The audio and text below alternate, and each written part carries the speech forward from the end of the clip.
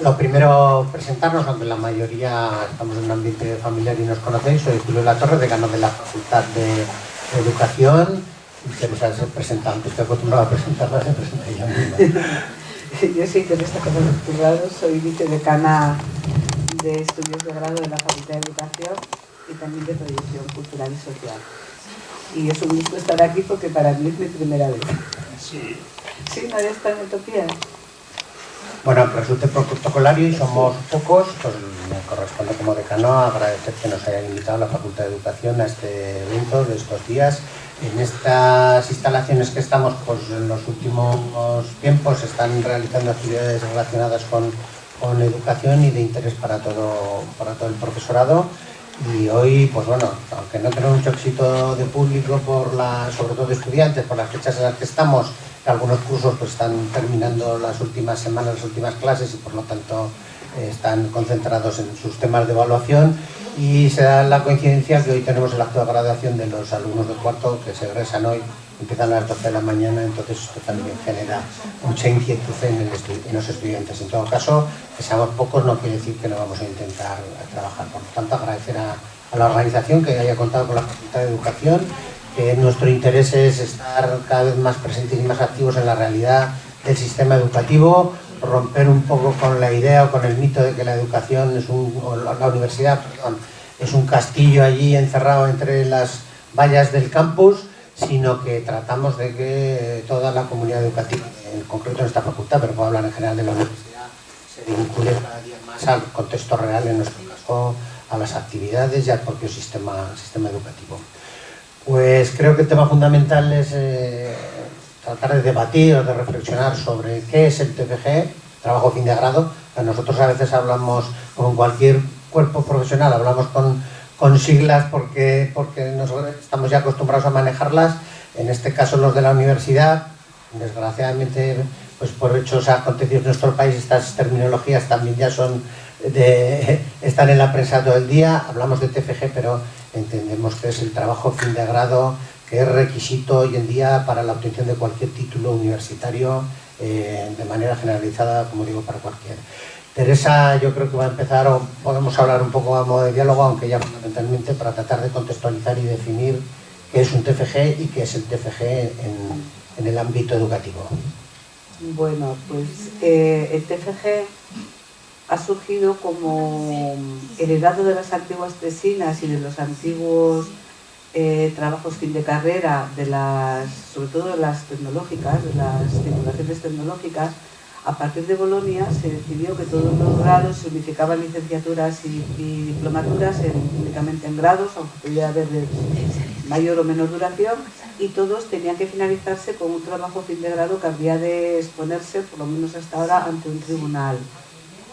El TFG supone, por lo tanto, y ya yendo a educación, a magisterio, yo diría que supone la síntesis, el trabajo final en el que se espera y se trabaja el profesorado por conseguir que los estudiantes sean capaces de integrar muchos de los conocimientos que han adquirido a lo largo de la titulación y lo enlace con su futuro profesional, que haga o bien una reflexión profesional, es decir, una indagación profesional de cómo trabajar un tema de una manera más o menos original, y lo una con las habilidades, competencias que ha venido adquiriendo.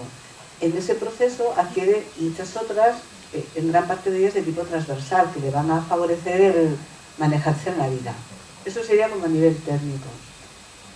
Yo diría que desde los profesores, desde el profesorado, igual es la primera ocasión en que hay una relación mucho más personalizada con un estudiante, que durante un tiempo vais a estar juntos trabajando, y yo hablo desde mí ahí, y desde lo que he recogido de compañeros.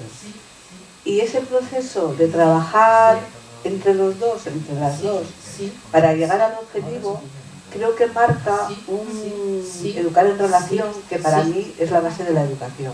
No entiendo que se pueda hacer educación si no se educa en relación. Yo diría... Yo, por reforzar algunas ideas pues, desde el punto de vista más conceptual o más técnico, quiero recordar de memoria que por lo menos en la memoria, que es el documento donde se arrola el plan de estudios, que habla que es un trabajo académico, Por tanto, estamos hablando ya de un trabajo que se ajusta a una serie de normas y que puede ser publicable o puesto a la opinión pública, porque se basa en un método científico académico, respetando una serie de normas respecto al tratamiento de la bibliografía o respecto al propio esquema del documento. Es un trabajo individual, autónomo, es decir, que no lo realiza el director, que simplemente asesora, dirige el trabajo del alumno, pero tiene que ser capaz de realizarlo el estudiante, y como dice Teresa, que recoja o sea capaz de poner al final en confluencia los distintos aprendizajes, las distintas competencias adquiridas.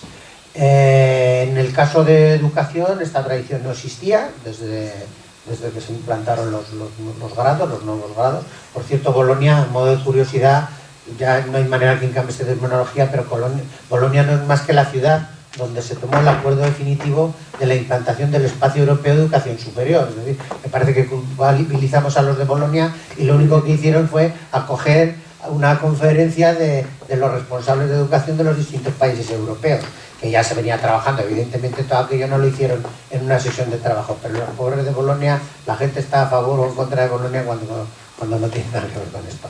Pero bueno, en nuestro caso quiero recordar que son ya 6 años o probablemente más, porque el tiempo pasa rápidamente, y hemos pasado de una situación en la que no existía, que el estudiante superaba sus asignaturas por sistemas más o menos tradicionales, los exámenes, los trabajos, la exigencia que tuviera cada una de las asignaturas, y en otros estudios universitarios existía esa tradición de siempre, como por ejemplo las ingenierías, y que suponía un esfuerzo y una dedicación y un tiempo del estudiante bastante largo. Los centros de formación, las facultades, hemos tenido que hacer un esfuerzo, tanto el profesorado como el propio alumnado, para ir ajustándose a estas nuevas exigencias. Aunque yo creo que hoy en día disponemos de una herramienta que tiene mucho por mejorar, y si queréis entramos en ese tema, pero yo creo que ahora es una herramienta de aprendizaje, un instrumento de aprendizaje importante y que yo creo que es necesario defender, ¿no? Sí, por ejemplo, si queréis haceros una idea, este año que ha supuesto, pues hay 516 estudiantes matriculados en el TFG, implican alrededor de 200 profesores, lo cual quiere decir que hay mucha gente que está durante un tiempo en este procedimiento. Eso lo numérico. En general, alrededor de 2/3 de los matriculados lo defienden en el año, pero se empieza a manifestar, pues eso, algunos bolsas en los que la gente se queda un poco atascada. Todo eso lleva a que estemos continuamente reflexionando y mirando y viendo o tratando de ver cómo podemos mejorar, pues yo qué sé. La próxima convocatoria es el 27, 28 y 29 de junio. Claro, los estudiantes en cuarto han acabado las prácticas hace 15 días y es el primer año que lo hemos movido para que acaben un poco antes las prácticas y puedan dedicar más tiempo al TFG y, por tanto, aumentar la tasa de presentación en junio, que siempre va a mejorar sus posibilidades, pues entre otras cosas, para poderse ofertar como titulados en septiembre y poder empezar una carrera profesional, porque una característica de educación es que para defender el TFG tiene que tener hasta ahora aprobadas todas las asignaturas de la titulación, que no toda la universidad es igual. En el resto de la universidad, con 2 asignaturas pendientes, se podría defender. Entonces, una línea que llevamos es intentar llegar a lo mismo que el resto de la universidad, para ver si conseguimos quitarnos la pequeña bolsa que tenemos pendiente. Bueno, yo creo que los protagonistas de este tiempo que nos han dedicado en este foro son los estudiantes. Si queréis hacer algún comentario, que estamos en un ambiente familiar, pero vamos, los decanos tenemos mucho rollo, entonces me lo guardo para todo el día que tengo que estar hablando. No hablo ya de los vicedecanos, que son más comedidos, pero vamos, si queréis hacer algún comentario, y si no, yo creo que los estudiantes... Sí, yo creo que casi nos apetece escuchar a los estudiantes desde su punto de vista, cómo lo ven, cuando no son los que directamente les dirigimos o estamos implicados, porque seguro que aprendemos un montón de sus miradas. Muy bien, pues muchas gracias.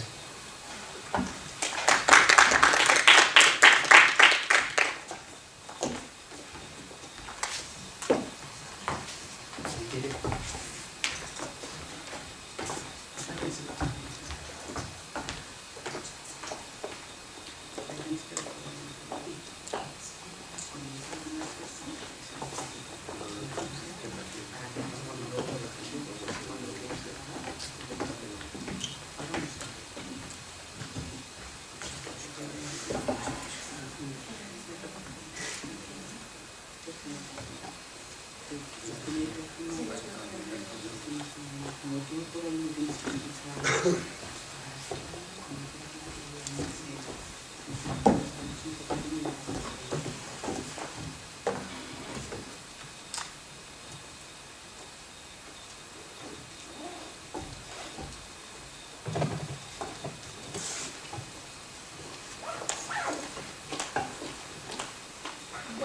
buenos días a todos.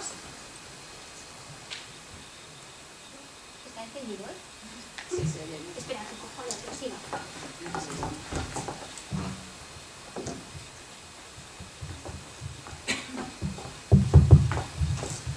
Muy buenos días a todos. Hago mías también las palabras de don Julio y también de Teresa.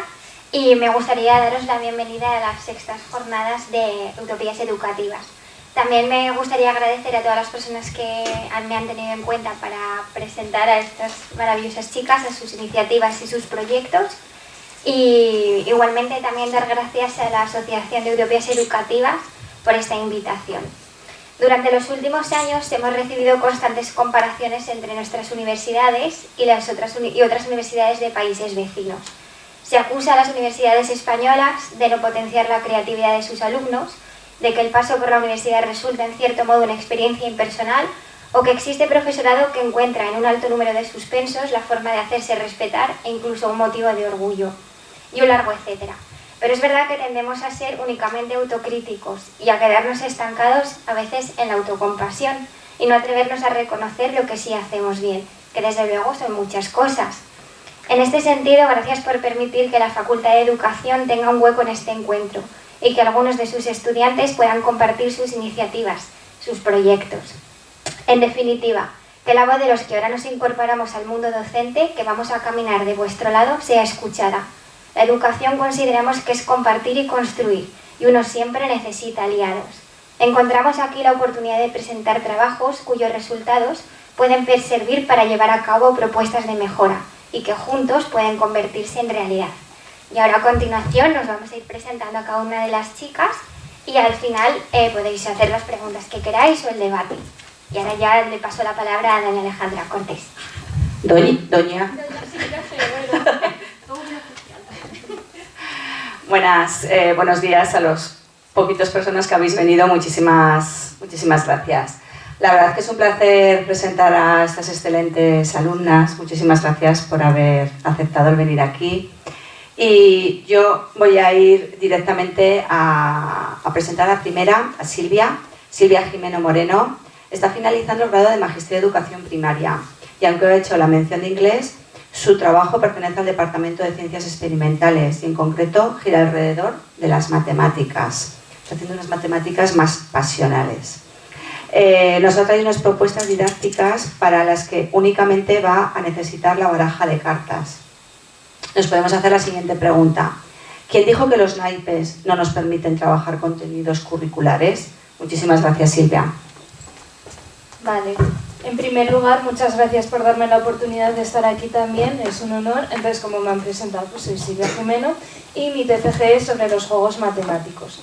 No sé si a lo mejor han visto un poco sobre el tema o no, pero vamos a introducirnos un poco en el asunto.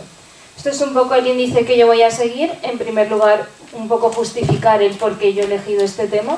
Tras ello, un poco de marco teórico para que todos tengamos un poco de conocimiento sobre qué son los juegos matemáticos. Tras ello, una puesta en práctica que es la parte fundamental de mi TFG. Y finalmente, pues algunas pequeñas conclusiones.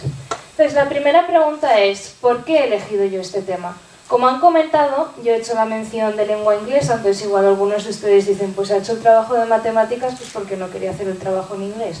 Pero no, realmente lo que yo quería era hacer algo de matemáticas, porque las matemáticas siempre me han gustado. El problema es que siempre he escuchado comentarios como, es que las matemáticas no me gustan, las matemáticas me parecen aburridas, no sirven para nada. Entonces yo quería buscar algo que pudiera cambiar esa opinión, que haga que en un futuro nuestros alumnos vayan a clase y digan, qué bien, toca matemáticas, qué bien, vamos a hacer matemáticas. Entonces miré las distintas líneas y por eso seleccioné pues este tema. Entonces, bueno, yo en sí, pues jugar, pues a lo mejor todos hemos jugado a juegos de mesa, juegos de ordenador, pero realmente de juegos educativos yo no tenía formación alguna. Entonces, gracias a mi director de TFG, pues me dio cierta información, pues de autores como Bishop, Guzman. Entonces, pues pude ver que los juegos habían existido a lo largo de toda la vida, porque son un componente social fundamental. Gracias a ello, la sociedad se va desarrollando. Entonces, pues los juegos han existido desde siempre, pero lo complicado es dar una definición específica a qué es un juego. Entonces, yo he seleccionado la de González, porque en mi caso concreto son juegos matemáticos, en la cual la que vemos es que un juego educativo es aquel que tiene como objetivo alcanzar algo didáctico. Por ejemplo, mejorar el cálculo mental, trabajar las operaciones básicas de la suma, la resta. Entonces, luego también hay diversas clasificaciones. Yo he seleccionado la de Gairin, que clasifica los juegos en preinstruccional, coinstruccional y posinstruccional. Es decir, antes de aplicar el contenido, durante el contenido o después del contenido. Entonces, bueno, no os voy a dar un poco más de información sobre el marco teórico, porque si no estaría aquí hablando mucho rato y tampoco me quiero centrar más en lo que es la puesta en práctica. Entonces, bueno, tras tener yo un poco de información, dije, bueno, pues ahora voy a establecerme yo qué objetivos quiero encontrar y quiero alcanzar con este trabajo. Y me establecí 2 objetivos. En primer lugar, la motivación, como he comentado anteriormente. Yo quería hacer algo para ver si realmente se mejoraba la predisposición por parte del alumnado hacia el aprendizaje de las matemáticas. Y luego, por otro lado, pues quería ver qué efectos positivos tienen los juegos, pero también sus limitaciones, porque sí, hemos escuchado que los juegos son muy buenos, pero realmente en el aula apenas se aplican. ¿Por qué no se aplican? ¿Qué es lo que pasa? Entonces, bueno, la metodología que yo seguí, pues primero buscar un poco de información para entender mejor el marco teórico, luego analicé algunos juegos para entenderlos yo mejor antes de ponerlo en práctica, y finalmente la puesta en práctica, que es en lo que me voy a centrar hoy, que es lo que considero que es más interesante para todos. Entonces, ¿la puesta en práctica en qué consistió? Pues aprovechando las prácticas escolares 3, pues dije voy a llevar a práctica pues algunos juegos para ver qué tal funciona y ver pues, los objetivos que yo me había establecido. Entonces, claro, el problema es que no todos los juegos valen para todos los alumnos o para todos los cursos. Entonces tuve que tener en cuenta que las prácticas las estaba realizando en segundo de educación primaria, por lo que tuve que buscar qué contenidos se estaban dando en ese año. Y claro, no voy a llegar a hacer cálculo mental de divisiones cuando no están trabajando en las divisiones. Entonces hice 3 sesiones y en cada sesión apliqué 2 juegos. En la primera apliqué Te pido un y máximo 15, que están relacionados con el cálculo mental. En el siguiente Sopa de letras y bingo, que está relacionada con la escritura numérica. Y en la tercera sesión abecedario y bolsa de números, que está relacionada más con operaciones como la suma y la resta. Entonces, no voy a hablar de las 3 sesiones porque si no pues también me alargaría mucho, pero voy a centrarme en la primera, que gracias a unas encuestas que hice al final pues pude ver que era la sesión que más les había gustado a los alumnos. No sé si algunos de estos juegos igual les suenan, otros no, igual por el título no, pero igual han jugado. Entonces, el de bingo yo creo que todos lo conocemos y luego me centraré en Te pido un y máximo 15. Como pueden ver abajo, yo lo que hice fue unas adaptaciones. Dividí la clase en 2 grupos, el grupo A y el grupo B. El grupo A jugó los juegos normal y el grupo B con una serie de limitaciones, para así de esta manera ver cuáles eran las posibilidades e limitaciones del juego. En el caso de bingo, que creo que es el que más pueden conocer, la adaptación que yo realicé, pues en vez de decir el número 305, lo hice con descomposición numérica, pues 3 centenas y 5 unidades. Y de esta manera no solo se trabajaba la escritura del número, se estaba trabajando la descomposición factorial. Era un reto para los alumnos, pero de esta forma lo fueron aprendiendo mejor. Entonces, bueno, como he dicho, me voy a centrar más en la sesión número 1, que es de cartas. Entonces, para ello, lo único que necesito es este material, una baraja, que es muy fácil de adquirir, muy accesible. Entonces, el juego de Te pido un es muy sencillo, es para aprender los sumandos de 10. Yo reparto 5 cartas a cada alumno y lo que tienen que hacer es ver las parejas de 10. Por ejemplo, pues yo tengo un 1 y tengo un 5. Pues a lo mejor tengo que buscar un 5 para conseguir que con el otro 5 yo me descarto. ¿Cómo consigo ese 5? Le tengo que pedir al compañero esa carta. Le digo, te pido un 5. ¿Que la tiene? No se la tiene que dar obligatoriamente. ¿Que no? Se le acaba el turno y pasa al turno del siguiente. Y ganaría aquel alumno que consigue descartarse en el máximo número de cartas. Pero me voy a centrar más en el de máximo 15, que es el juego que gano por excelencia, el que más encantó, el que me pedían repetir prácticamente luego todos los días, que igual han jugado. Entonces para ello voy a tener en cuenta a mis compañeras para que puedan ver un ejemplo, ¿vale? Entonces en máximo 15 ponemos la baraja, como sería, si puedes sentarte aquí así, ponemos la baraja en medio y pues cada alumno, en este caso mis compañeras, cogen 2 cartas. Cogéis 2 cartas.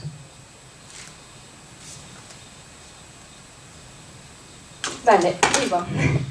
Podéis enseñar las cartas que las pueden ver los compañeros. Vale, ya por ejemplo tiene 2, Andrea, ¿tú cuántas tienes? Tú tienes 4 y tú tienes ya un montón. Entonces, ¿el problema cuál es? Se llama máximo 15. ¿Qué implica eso? Que no me puedo pasar de 15. Entonces, la regla es que como mucho yo puedo coger 3 cartas. Entonces, ellas pueden tomar la decisión de coger una tercera carta. Entonces, tras ese proceso, la que más se haya acercado al 15 será la que ganaría. Pero si nos pasamos, perdería. Entonces vamos a ver. ¿Quieres coger alguna? Andrea, ¿tú quieres coger? No. Entonces, ¿cuántas tenemos en total? 10. 10. 10 también. Y 13. Entonces, en este caso, habría ganado ella. A lo mejor si se la hubiera jugado, habría perdido. Pues muchas gracias, las podéis dejar ahí. Entonces este juego les encantaba y al principio todos los niños se arriesgaban y empezaban, tengo 12, pues voy a coger otra. ¿Qué pasaba? Que la mayoría se pasaban. Y entonces empezaron a pensar, uy, pues igual si no me la juego tanto y se ha salido ya esta carta, ya no voy a arriesgarme. Y es que aquí se está trabajando el contenido de la probabilidad, un aspecto que en primaria casi siempre se deja como el último tema, el tema que no da tiempo de dar. Yo personalmente creo que casi nunca lo he terminado de dar. Entonces es una forma de tener un contexto para trabajar la probabilidad. Yo en este caso la adaptación que hice para trabajar más la probabilidad fue darles al grupo B una hoja de papel en la que iban apuntando las cartas que ya habían salido. Porque aquí solo hemos visto una ronda. Pero si hiciéramos una segunda, pues ya habrían apuntado que han salido 2 unos. Por lo tanto solo quedan 2 unos por salir. Pues este juego es el que más éxito tuvo. A lo mejor han jugado en la piscina y dicen, pues esto no sirve para nada, pero no, sirve para cálculo mental y para trabajar la probabilidad. Bueno, aquí pueden ver algunas fotos de la experiencia que tuve. Aquí estaban jugando al de Te pido un. Aquí estaban con un poco la sopa de letras. Y aquí con el de máximo 15, que es el que acabo de realizar. Entonces, bueno, los resultados. He hablado un poco de la experiencia, de una sesión de cómo eran los juegos, pero ¿en qué me he basado yo para tener unos resultados, unas conclusiones? Antes de hacer en sí los juegos, los niños hicieron una prueba inicial en la que había pruebas de cálculo mental, de escritura de números y de operaciones básicas. Y en ellas pues tuvieron algunos errores, pues normal. Entonces, tras acabar las sesiones de juegos, se les hizo la misma prueba y me di cuenta que la mayoría pues había quitado aquellos fallos que habían obtenido en la prueba inicial. No obstante, como no solo me quería basar en una hoja en los resultados que habían tenido, también yo hice una rúbrica de observación, que en cada sesión yo les iba mirando. Y me di cuenta que con estos juegos sobre todo mejoraban la velocidad. En el cálculo mental, cuando hice la prueba inicial, estaban todos usando los dedos, algunos incluso hacían la cuenta y luego la borraban para que pues, pensaran que lo habían hecho mentalmente, pero luego ellos les salía más natural, porque se había trabajado de una forma con más contexto para ellos. No tenían la presión de, me van a preguntar y si fallo igual me voy al final de la fila. Entonces era una especie de motivante para ellos. Y luego para lo que era la motivación también les hice unas encuestas para ver si les había gustado más que la clase normal, cuál era el juego que les había gustado, que como he comentado es el de máximo 15. Y al principio ellos pensaban que era jugar sin más, pero les hice la pregunta de, ¿creéis que habéis aprendido algo? Y entonces empezaron a decir, ay, pues yo creo que he mejorado en el cálculo mental, yo creo que ahora sé hacer mejor las sumas. Y aspectos que me sorprendieron, que dijeron que habían aprendido a trabajar en grupo, que es un elemento que decimos ahora hay que hacer trabajo cooperativo, hay que ayudarse entre todos. Pues con esto que es un juego tan simple, sin ni siquiera decirles tenéis que trabajar en grupo, ellos se ayudaban. Por ejemplo, en el de Te pido un, este era el turno de alguien y no pedía la carta. Y le ayudaban, le decían, a ver, ¿qué tienes? Que te ayudamos y te decimos qué carta tienes que buscar. O a lo mejor en máximo 15, pues tenía a lo mejor 13 puntos como ella, iba a coger una carta y le hacían, ¿pero qué haces? ¿Qué vas a perder? Es decir, se estaban ayudando entre ellos. Realmente no eran muy competitivos, lo cual también me sorprendió. que son de segundo de primaria, que a lo mejor en educación física eran muy competitivos, pero en este tipo de juegos me sorprendió ese aspecto. Entonces, como conclusiones, pues decir que los juegos podrían fomentar la motivación. A ver, es una experiencia de TFG, habría que hacer muchos más estudios, pero con la experiencia que yo he tenido es la conclusión que he podido extraer. Luego, las adaptaciones, que pueden ser muy útiles si queremos fomentar, pues a lo mejor el trabajo de la descomposición numérica, o si queremos centrarnos en otros aspectos, y que hay más posibilidades que límites. Ahora me diréis, pues si solo has hablado de posibilidades, no has hablado nada de límites. Es verdad. Límites principales, los padres. Los padres, si dicen los niños que han estado jugando en clase, van a decir, pues si no están aprendiendo nada. Pero porque no consideran que con un juego se puede aprender. Hay que intentar cambiar esa concepción. Otro de los límites que tenemos es que los juegos no sirven para todo, no es la solución de, ala, con los juegos vamos a aprender todas matemáticas. Pero sí que son un recurso que nos pueden ayudar a la conclusión que yo he extraído, que es más importante, que es darles un contexto a los niños y que hace que el aprendizaje, por lo tanto, sea más significativo para ellos. Y esto sería todo. Muchas gracias por su atención.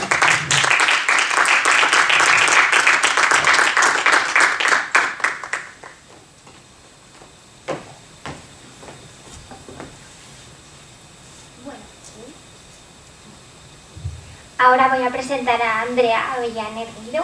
También termina este año el grado de Magisterio en Educación Primaria. Su trabajo, el cual ha realizado en inglés, nos habla de la importancia de los organizadores gráficos a la hora de facilitar la comprensión de un texto, especialmente en la asignatura de Science. ¿Quién de vosotros no ha comido alguna vez algodón de azúcar? Pero ¿realmente sabemos qué procesos físicos participan en esta dulce creación? Pues vamos a estar bien atentos y a ver si conseguimos crear nuestros propios organizadores gráficos. Muchas gracias. Muchas gracias. Bueno, en primer lugar voy a hablar de las razones que me han llevado a elegir este tipo de TFG. En segundo lugar, explicaré un poco en qué consiste. Y finalmente hablaré de cómo ha contribuido a mi aprendizaje y cómo creo que me puede ayudar en el futuro.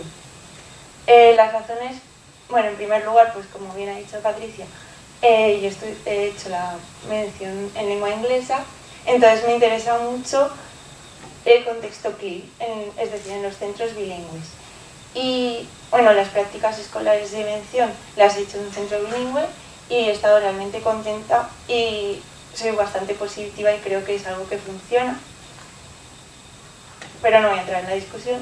Y por otra parte, me llama mucho la atención el área de plástica y visual y paralelamente a este curso he estado haciendo un proyecto de investigación en el departamento de plástica y visual y todo lo que esté muy relacionado pues me llama mucho la atención. Entonces he enfocado mucho hacia los organizadores básicos, organizadores gráficos, que no deja de ser una herramienta visual, en la ayuda de cómo enfrentarnos a ese contexto bilingüe, hacia ese aprendizaje en una segunda lengua. Porque el contexto de CLI se utiliza mucho el input multimodal, la lógica nos lleva a ayudar mucho en todo lo que sea enfrentarnos a ese nuevo contenido en segunda lengua, mediante vídeos. Los profesores de por sí, la lógica les llama a esforzarse más en ayudar más a presentar la información. Entonces encontré una gran relación. Lo utilizo en el área de Science, puesto que a la hora de empecé a investigar sobre los organizadores gráficos y encontré gran cantidad de literatura que hablaba de cómo ayudaban en la comprensión de textos expositivos.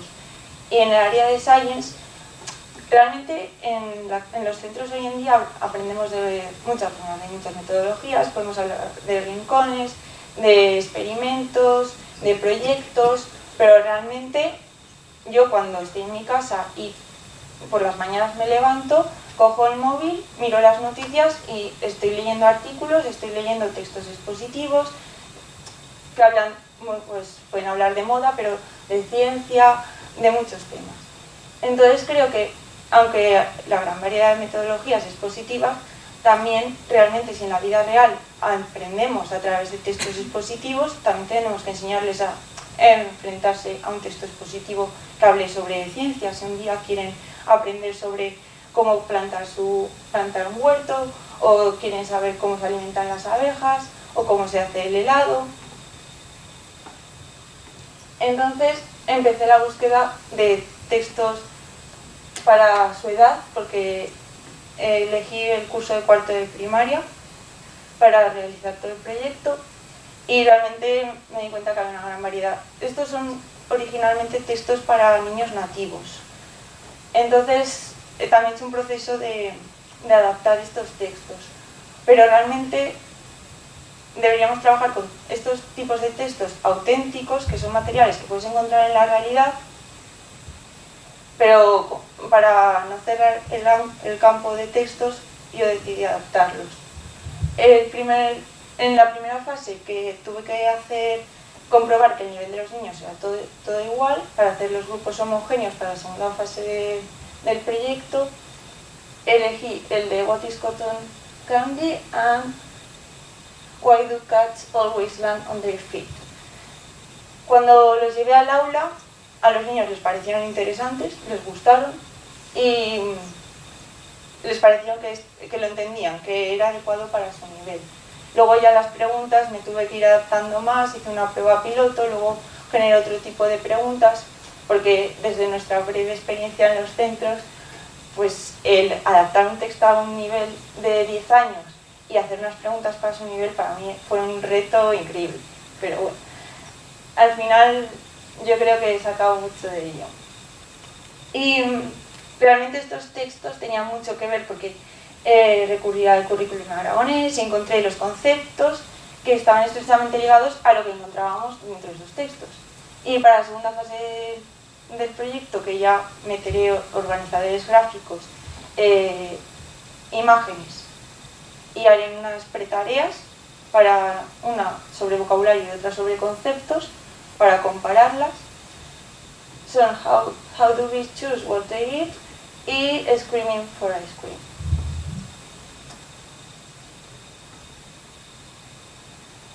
Bueno, he traído este texto que es al que voy a aplicar las variables de organizador gráfico, imágenes, para luego compararlas. Y si nos ponemos en la piel del profesor que llega con este texto, que está muy bien porque es sobre algo que les puede gustar y tal, pero lo llegas al centro y lo repartes, les pides que lo lean y te quedas ahí, pues no sé, yo me sentía como que me la estás jugando un poco y yo me sentía como que mal, porque digo, no les estoy ayudando a comprender nada, les estoy dejando a su suerte a ver qué sabe cada uno. Y entonces me planteé cómo podías ayudar en esa comprensión. Y los organizadores gráficos eran una de las respuestas. Este es el tipo de texto, tiene entre 190 a 220 palabras. Vocabulario, he buscado sinónimos. Para crearlo he utilizado programas de páginas web que te comprueban la frecuencia de las palabras y miden el nivel adaptado para la edad. Te ponen exactamente para qué años es adecuado ese texto, qué nivel del idioma representa, y están todos sacados de páginas web reales. Son textos auténticos escritos por personas, algunos incluso tienen formato de artículo y lo he adaptado. Y esto realmente es en qué consiste. La prueba que voy a realizar en el centro la semana que viene son 4 situaciones. Es un colegio de 4 vías, entonces son 100 niños y tenía mucho margen para trabajar con ellos. La situación 1 implica una pretarea de vocabulario y una imagen durante el texto. La situación 2 vuelve a repetir la tarea de vocabulario y el organizador gráfico, incluye el organizador gráfico durante el texto. En la situación 3 se utilizará un organizador gráfico antes de presentar el texto, en el que en gran grupo generaremos ideas sobre el tópico, y un organizador gráfico durante. Y en la última situación se repite el organizador gráfico antes y se les dará una imagen durante el texto. Las pretareas, la de vocabulario. Bueno, pues en mucha literatura he encontrado que, claro, obviamente es mejor hacer un juego, hacer una discusión antes de enfrentarse a un texto que una tarea de vocabulario, porque es más motivante hacer un juego. Pero la tarea de vocabulario la plantea como un juego, a ver si así se igualan las condiciones. Y he seleccionado las palabras con menos frecuencia en el idioma, dentro del texto, y tendrán que unirla con su definición. Tendrán que ordenarlas, pegarlas en una pared de ladrillos, y si la han unido mal con su definición se les caerá la pared. Entonces es un poco gamificado, pero no deja de ser una tarea de vocabulario. Y la situación 2, que es más motivante, mezcla un organizador gráfico y algo de experimental, algo que ellos pueden tocar, oler. Llevaré un tarrito con algodón de azúcar que pueden sacar, pueden intentar disolver en agua. Verán en una imagen, les proporcionaré estas imágenes plastificadas con diferentes colores de algodón de azúcar, la máquina de algodón de azúcar, porque en el texto se describe, pero realmente te dice un contenedor pequeño, un contenedor más grande alrededor, el pequeño tiene un motor que rota, pero hasta que no lo visualizas, entonces les daré esas imágenes y haremos una discusión en gran grupo a través de la cual haremos entre todos un organizador gráfico de ideas que será de tipo de agrupar.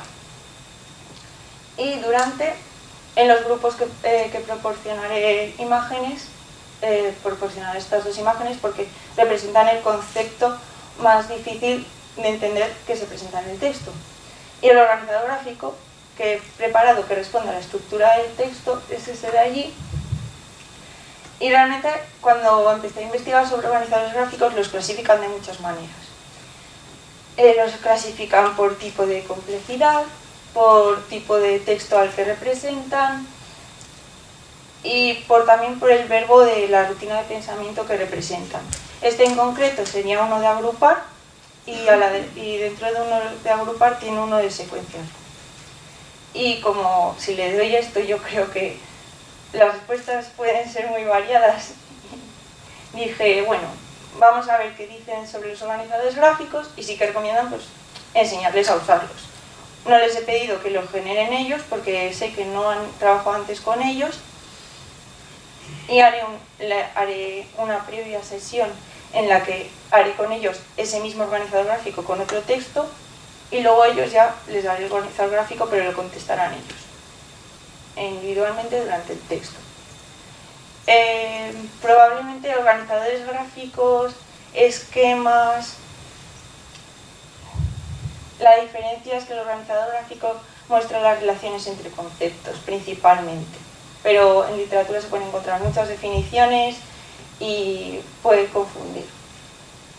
Y luego hay implicaciones para mi aprendizaje, pues en primer lugar generar un texto, buscar un texto adecuado, utilizar herramientas para evaluar cómo ese texto realmente a mí me han sido muy útiles y como no tengo casi experiencia con niños, pues necesitaba estas herramientas que me dijeran, no, esto es para 10 años o para 13 y para rebajar el nivel, para adecuarlo, para ver qué palabras que a mí me parecen muy normales dices, no, esta realmente no es frecuente en el idioma y vi que realmente se puede trabajar con textos auténticos, que creo que es muy importante porque son los textos que se van a encontrar cuando busquen en internet. Lo que me hubiera gustado mucho es darles la posibilidad de trabajar con herramientas, con iPad o algo dentro del centro. En los organizadores gráficos hay una gran variedad de recursos online para generarlos y también para rellenarlos solo y pues yo me he limitado al papel porque en el colegio, en ese colegio he utilizado tabletas y me requería 2 horas de preparación, reservarlas con tiempo, moverlas de un edificio a otro y decidí que me iba a limitar al papel. Y pues muchas gracias por su atención y que tengan un día muy bien.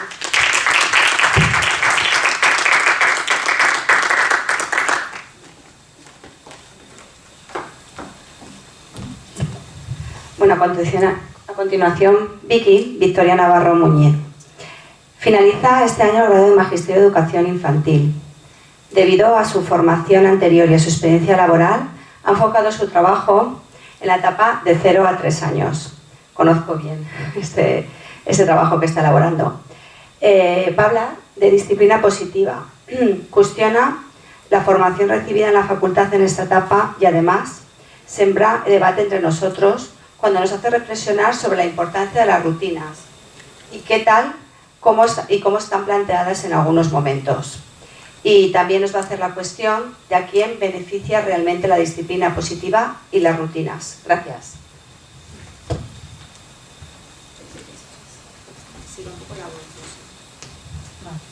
Bueno, realmente gracias a vosotros por darnos la oportunidad, ¿no?, de este espacio en el que podemos pues eso, tener un poquito de voz. No siempre estamos acostumbrados a estar sentadas ahí detrás, y estar aquí delante pues provoca un poco de vértigo, pero bueno. Pues la idea, bueno, este sería como mi segundo año. Yo el año pasado, tendría que haber terminado el año pasado, pero por circunstancias personales y tal me decidí tomar un año sabático, pero ya tenía elegida como directora a Alejandra.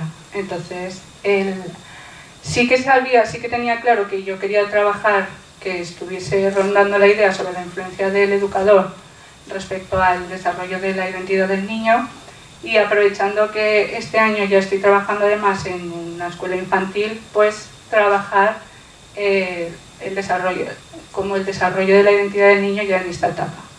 Y de las múltiples metodologías y múltiples disciplinas que podemos utilizar, sí que lo concreté en la disciplina positiva. Lo que pasa es que cuando me invitaron, me comentaron, me propusieron presentar mi trabajo en estas jornadas, al principio me generó ciertas cuestiones antes de decir que sí, porque no tenía muy claro, siendo que eran unas jornadas de innovación educativa, cómo de innovador podía llegar a ser la presentación de mi TFG.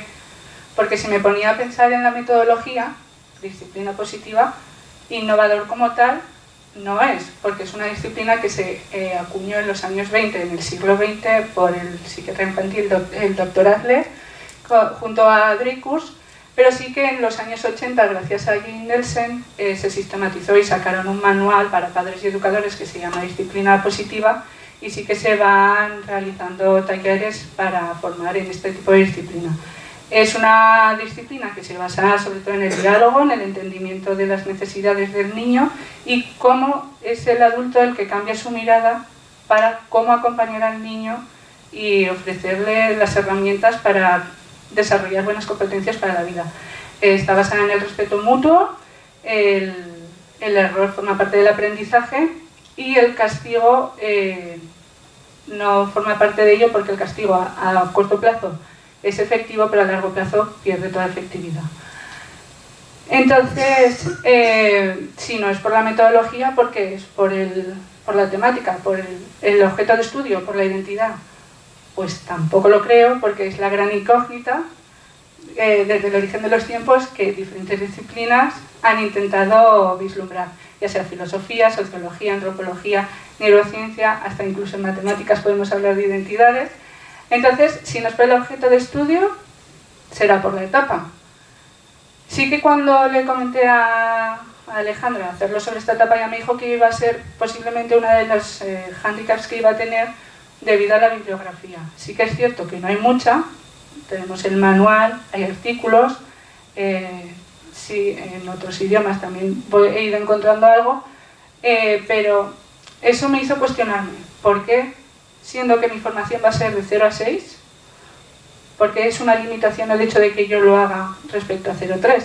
Entonces, dentro de mi TFG, como yo ya venía de una titulación anterior en la que ya había trabajado y me había formado como técnico de educación infantil en la etapa 0-3, pensé, voy a ver si el resto de mis compañeros, a lo mejor como yo, tienen la impresión de que su formación en la universidad, si ha sido suficiente o no ha sido suficiente respecto a la etapa 0-3. Entonces nada, hice un breve formulario con 10 preguntas, no eran muchas, de las cuales me quedo con 3. La primera sería, pues si el acceso a la universidad lo hicieron con una experiencia previa como yo, el 80% dijo que no. respecto a la formación a lo largo de estos 4 años, porque la entrevista la pasé a mis compañeros que están para graduarse este año y a alguno del año anterior, de la promoción en la que me tocaba a mí. Y efectivamente, tal y como yo esperaba e imaginaba, la mayoría de las respuestas eran, siendo que del 1 al 10, siendo el 1 el mínimo, consideraban que no era suficiente la formación en la etapa 03. Pero bueno, que como se supone que estamos hablando de innovación y se supone que hablamos de mejora, sí que es verdad que también pregunté en ese caso si creerían que sería relevante pues trabajar, que se nos formase en esa etapa, porque al fin y al cabo podemos realizar nuestra actividad docente en la etapa 03, y esquemas, sobre todo en las escuelas infantiles, los que se encargan de las programaciones son maestros infantiles, necesitamos tener esa formación. Y el 97, casi el 98% dijo que sí, que quería. Entonces yo ahí les dejo, y ahí lanzo la consulta, y eso. Entonces, si mi TFG respecto a la metodología no lo consideraba que fuese novedoso, ni al objeto de estudio, por el hecho de que es algo que desde el origen se está cuestionando, ni tampoco a la etapa, porque forma parte del currículum del margen de edad en el que vamos a desarrollar nuestra labor docente, pues entonces, ¿por qué es innovador? ¿O es innovador? ¿Es innovador o es un derecho básico?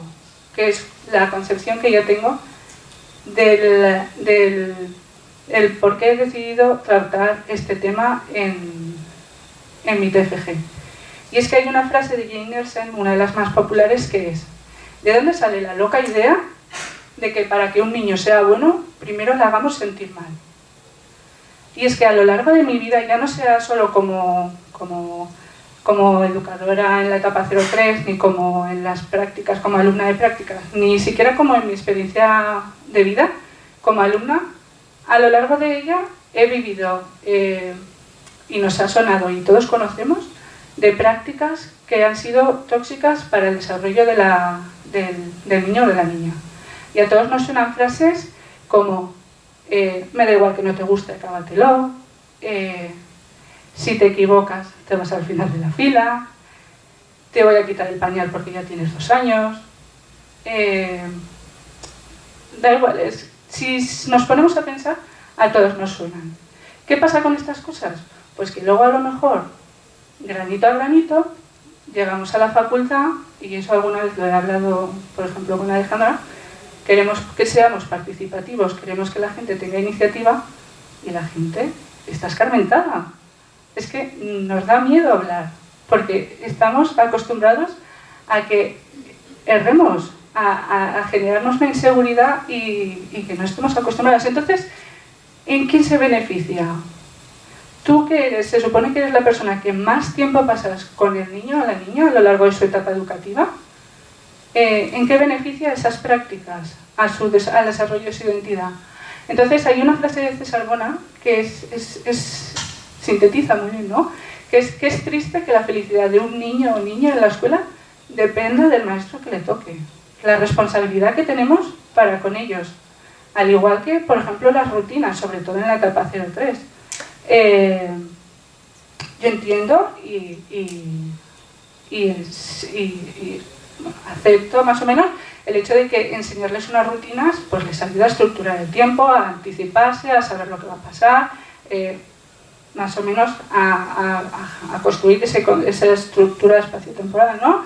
A que ellos la vayan conociendo. Pero ¿hasta qué punto tienen que ser rígidas las rutinas? ¿Hasta qué punto es beneficioso para un bebé de 11 meses que si ha pasado por circunstancias, ha pasado una mala noche, tal, por ejemplo, esto os lo cuento porque lo he vivido, ha pasado una mala noche, a las 11:30 esté muerto de sueño, pero se le mantenga despierto hasta la 1 porque es la hora a la que está la rutina de la siesta? Es que no es beneficioso. Entonces es un poco, la idea de mi TFG es cuestionar esas cosas, ¿no? Entonces, para sintetizar un poco la idea de por qué elegí yo mi TFG, me crucé por el camino cibernético cuando buscaba literatura para ello, con una reflexión de Laura Estremera, que para los que somos de la etapa 03 sobre todo es una persona referente, hace ponencias, ahora hace cursos de formación y tal, es directora de una escuela infantil en Alcañiz y tiene un blog que es actividades para el primer ciclo de educación infantil, y si nos importa, es breve, os la voy a leer, que sintetiza el punto de vista que tengo yo respecto a la idea con la que yo realizaba mi TFG. Y viene a ser así. De poco sirve cambiar las fichas por actividades sensoriales si el niño se encuentra en un entorno de directividad en el que no se sigue el deseo, interés y necesidad del niño, sino el impuesto por el adulto. De poco sirve un ambiente bello, neutro, con muebles y juguetes de madera, si falla el respeto hacia el niño, hacia sus tiempos y hacia sus necesidades. De poco sirve leer cuentos sobre emociones, hacer murales y otras actividades si solo se permite expresar alegría y sancionamos otras como el miedo ridiculizando, la ira castigando o la tristeza ignorando.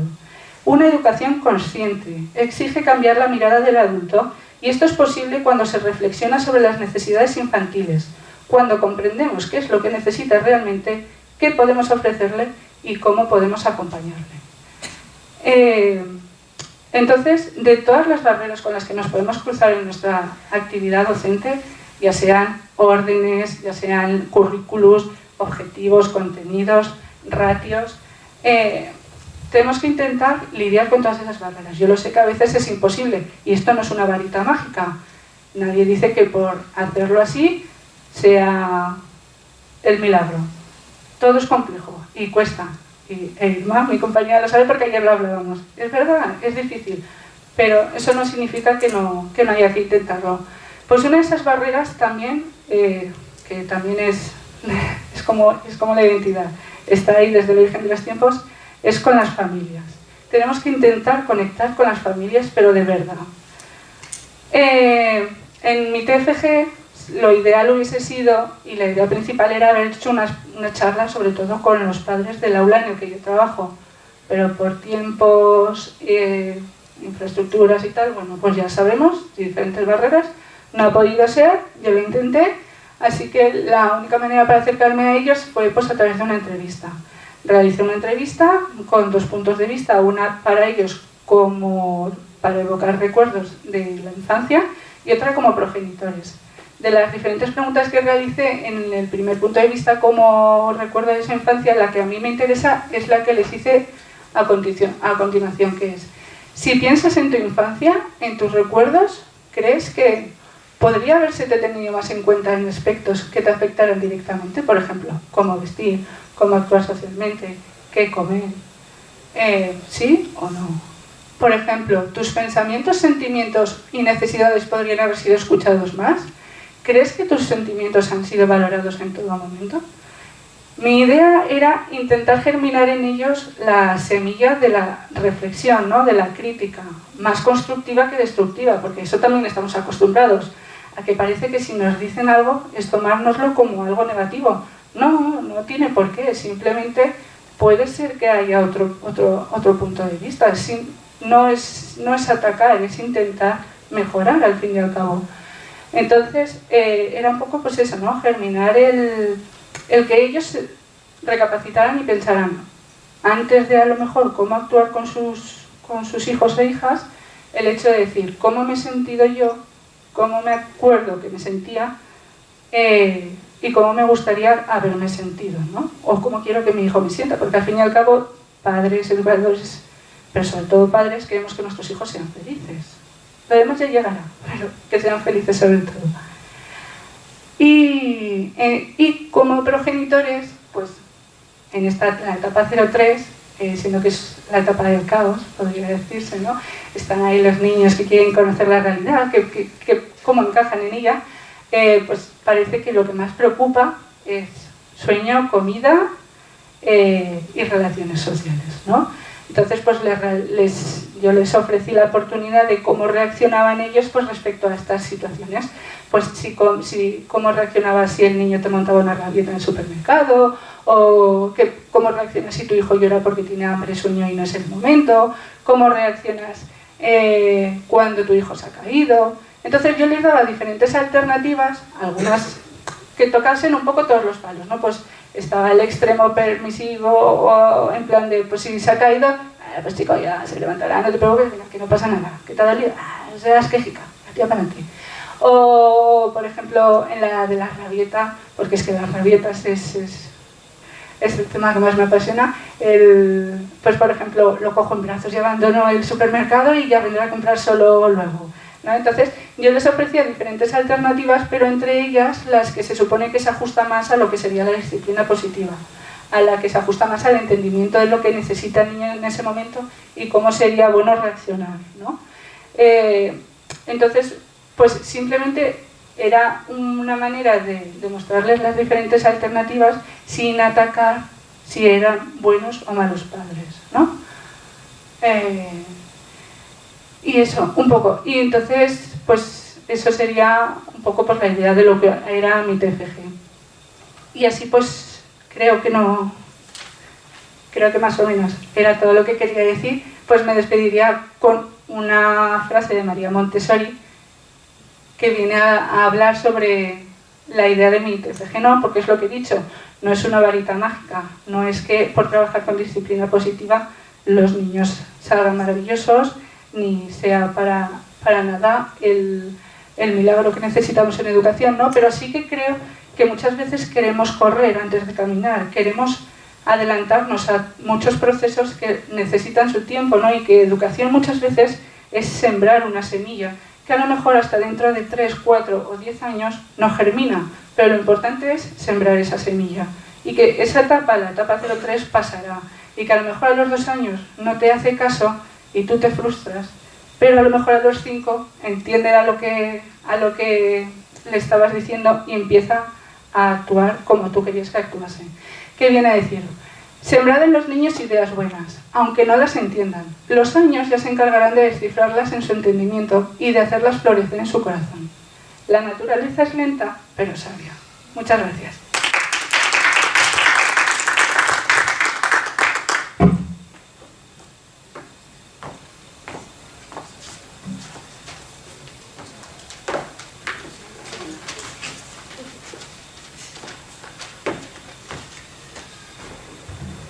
Bueno, ya por último, tengo el enormísimo placer de presentar a Irma, que de nosotros es la que ha terminado la carrera.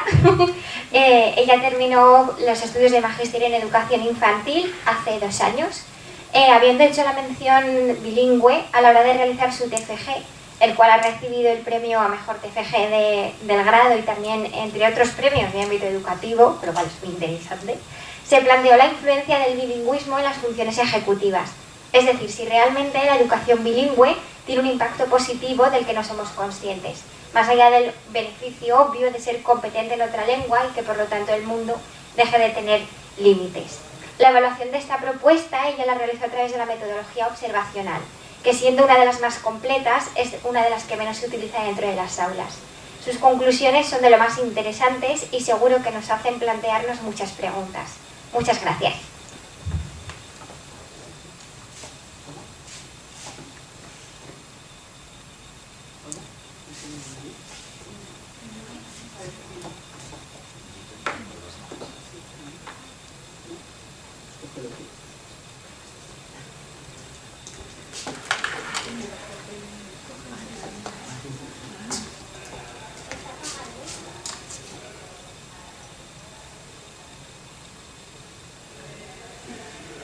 Hola.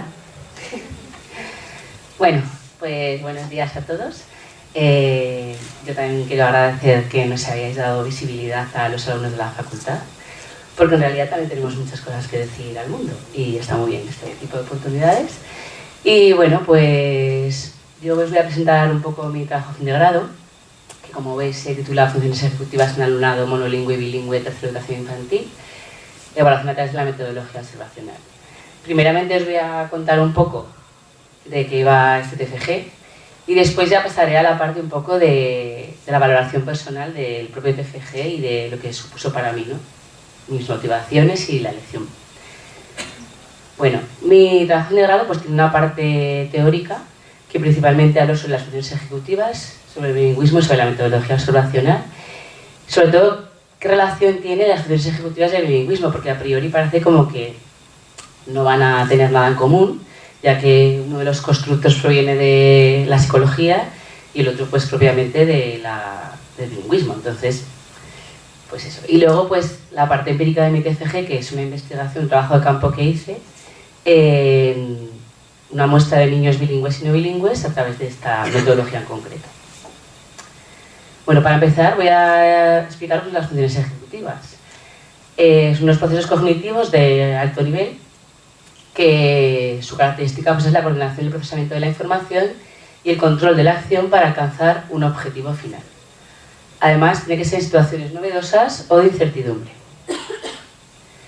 Algunas de las funciones ejecutivas pueden ser las que tenéis aquí, que pues, organizar y planificar una tarea, seleccionar unos objetivos que queremos conseguir, inhibir las distracciones para alcanzar ese objetivo, que eso es muy complicado muchas veces, detectar nuestros propios errores para poder ser capaz de mejorarlos, autorregular nuestra conducta y autorregular nuestro pensamiento también. En fin, una serie de tareas que siempre tienen que ser novedosas y complejas. Además, estas funciones nunca trabajan en aislado, ya que trabajan coordinadamente para llegar a algo.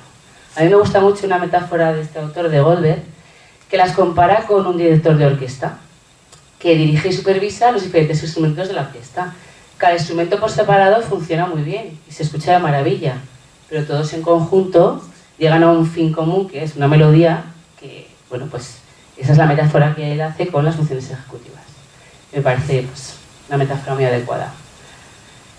Además, estas funciones ejecutivas son muy importantes para el desarrollo cognitivo, social y personal. Ya hemos visto algunas de ellas y, como podemos ver, son esenciales para nuestra vida. Es que si en estas funciones ejecutivas no somos capaces de desarrollarnos en el mundo, no somos capaces de relacionarnos, no somos capaces de alcanzar objetivos. Por lo tanto, realmente son esenciales para la salud física y mental. Y no solo para el éxito académico en la escuela, sino también para nuestra propia vida. Yo quería nombraros a esta investigadora de AMO porque realmente, bueno, aparte de ser una de las más influyentes del mundo, de las 10 más influyentes del mundo, me gusta mucho que en sus entrevistas hace siempre alusión a que los niños de 3 años no deberían estar sentados. Y a mí eso es una cosa que me llama mucho la atención porque a todas las escuelas infantiles a todos los colegios que voy que tienen educación infantil de segundo ciclo, veo que están los niños sentados constantemente en las sillas y en las mesas. Entonces me parece muy chocante y os animo a todos pues, a que leáis algunos de estos estudios sobre este tema que puede aportar un poco un cambio de paradigma en ese sentido. Bueno, las funciones ejecutivas realmente, hay diferentes autores las clasifican de muchas formas. Yo he cogido esta clasificación porque me parece más interesante y porque se centra más en la etapa 06, que es la que yo voy a trabajar, espero. Entonces, bueno, en este caso yo he elegido inhibición, memoria de trabajo y flexibilidad cognitiva. Por definir así rápidamente a grandes rasgos, la inhibición es la supresión de las conductas sobreaprendidas ante un estímulo externo. La memoria de trabajo es ser capaces de trabajar en una actividad cognitiva que implica una información que tenemos que sostener en nuestra mente a la que estamos trabajando. Y la flexibilidad cognitiva pues, es la capacidad de alterar la atención en diferentes partes de una tarea. Bueno, por otro lado está el bilingüismo, el otro constructo de mi TFG, que bueno, que hay muchas definiciones de bilingüismo.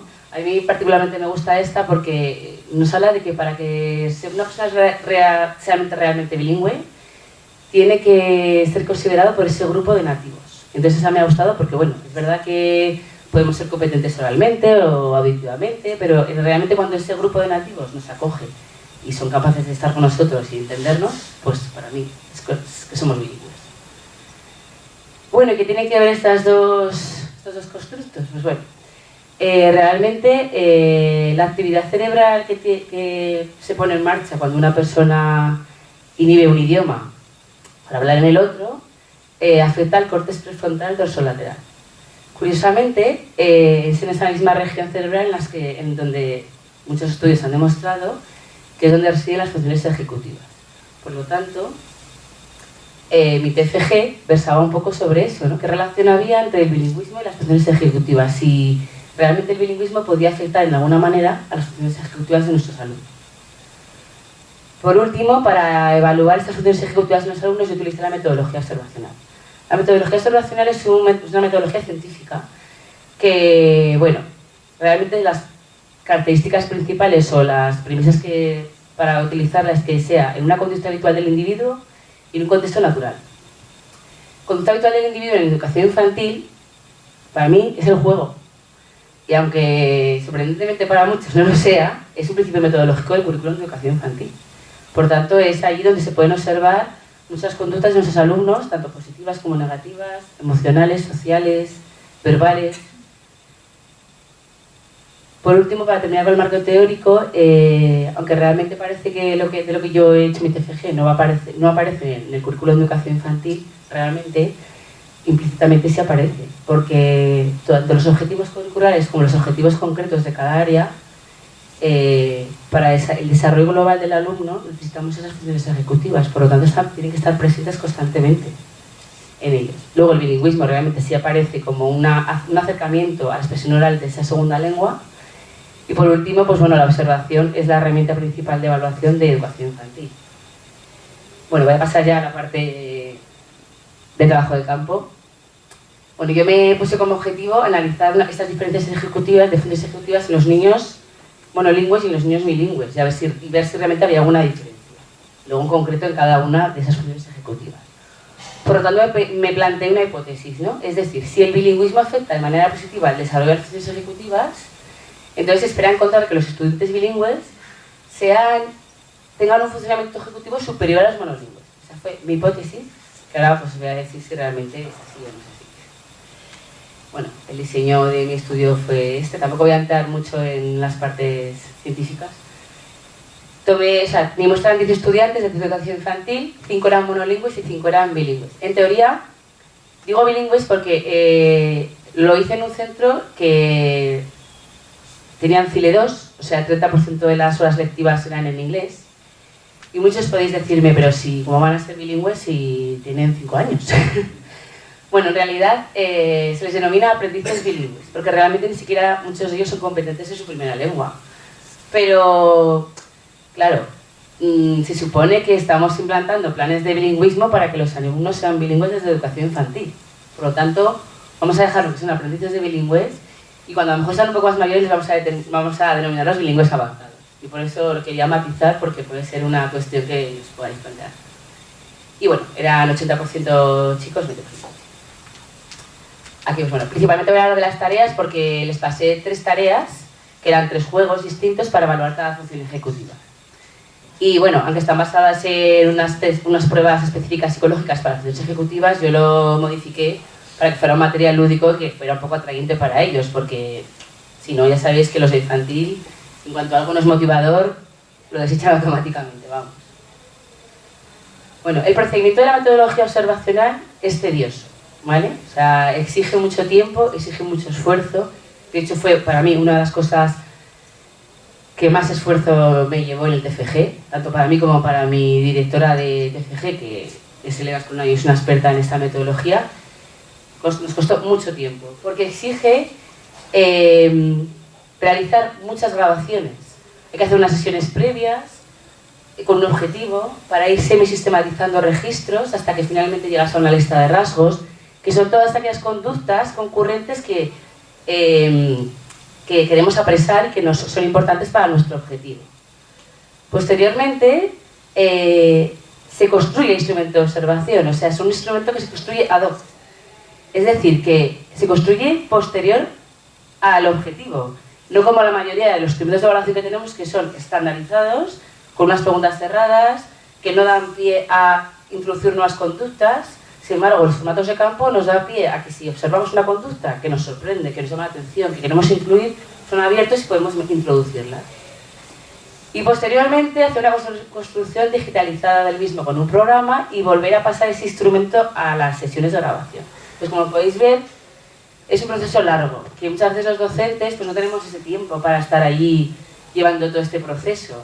Entonces a mí me llama la atención porque me parece una metodología de evaluación muy útil, que realmente nos aporta mucha información, mucho más que cualquier otro instrumento, y que realmente no se aplica por la falta de tiempo del docente.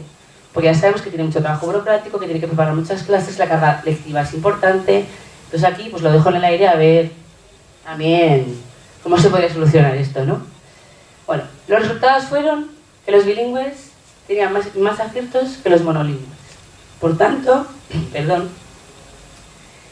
en cada una de las funciones ejecutivas el resultado fue que las funciones ejecutivas en concreto de inhibición, memoria de trabajo y flexibilidad cognitiva eran superior en los bilingües que los monolingües.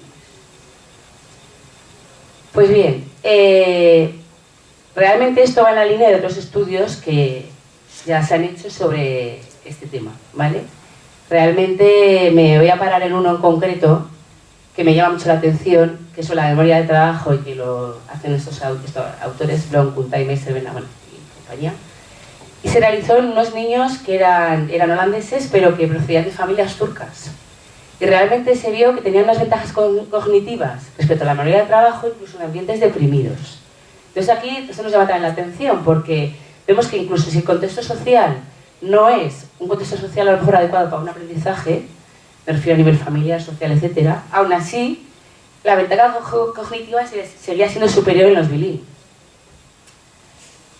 Por tanto, pues bueno, se puede deducir que el bilingüismo se asocia a las funciones ejecutivas mejores, que además esas funciones ejecutivas ya hemos dicho que están vinculadas en muchas de las tareas académicas del alumno, y bueno, el rendimiento académico, en ese rendimiento académico podemos detectar unas dificultades de aprendizaje.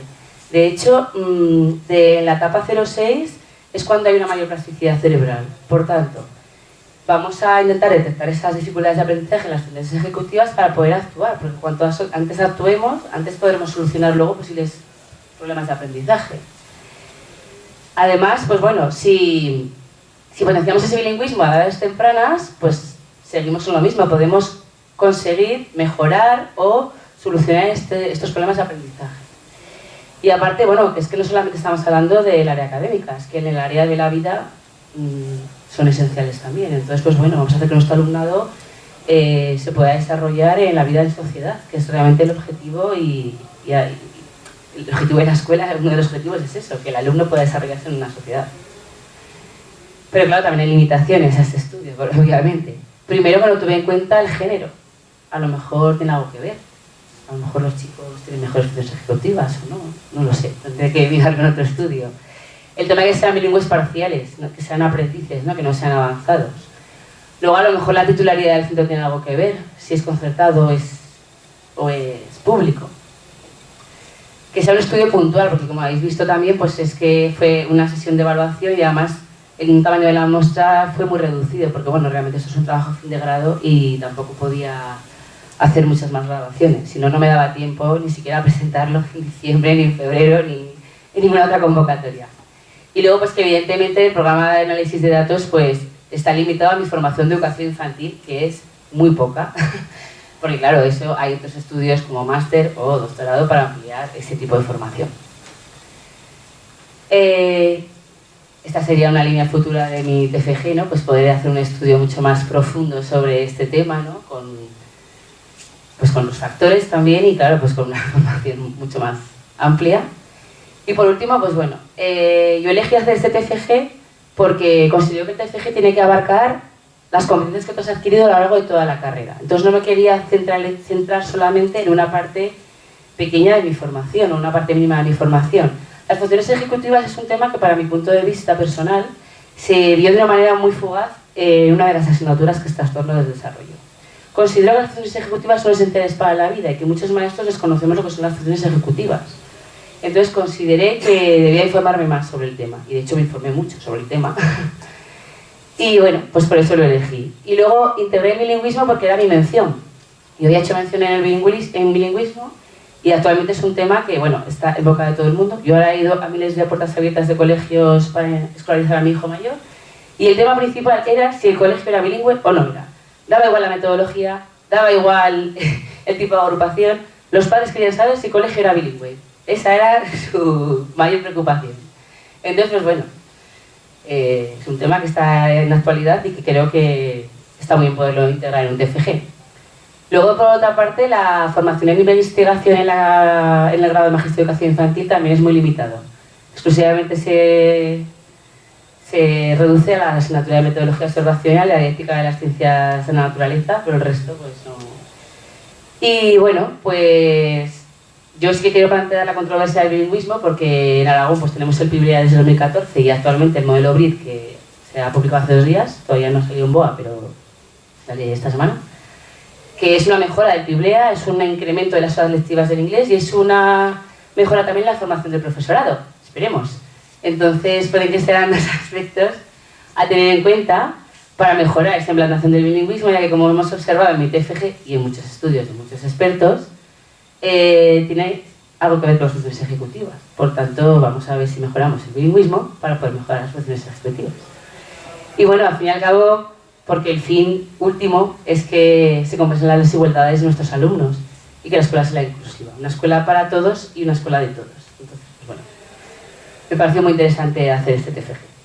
Por último, quiero terminar con una frase de Diamond, que dice que lo que somos y lo que pensamos es producto de la interacción entre nuestros genes y nuestro contexto social, cultural y físico, porque realmente los maestros somos ese contexto social y cultural del alumno, así que vamos a poner nuestro granito de arena en formar y en crear a esas personas del futuro. Bueno, muchas gracias.